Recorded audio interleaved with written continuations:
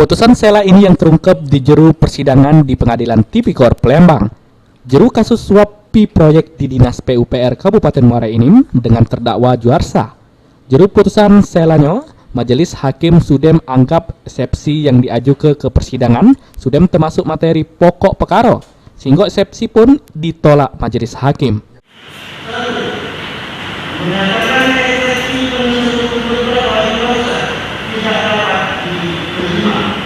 2. Memberitakan penuntut umum Komisi Pemberantasan Korupsi untuk mengajukan putusan perkara ini atas nama terdakwa Juarsa. 2. Mengajukan gelar perkara sampai dengan putusan akhir. Kemudian,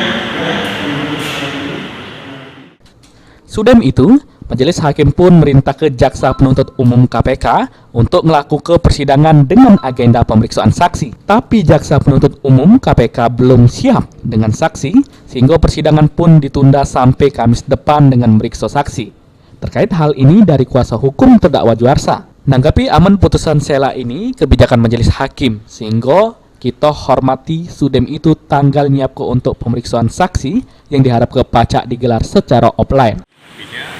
Eksepsi kita tidak dapat diterima. Maka tidak dapat diterima, kita masuk kepada pembuktian. Alasan tidak diterima oleh majelis hakim itu apa, Pak? Di alasannya, Di antaranya. alasan ketentuannya majelis memandang bahwa eksepsi kita itu sudah sebagian masuk pokok perkara. Menurut 156143, ya, menurut dasar dia bahwa itu sebenarnya dakwaan dari penuntut umum sudah benar.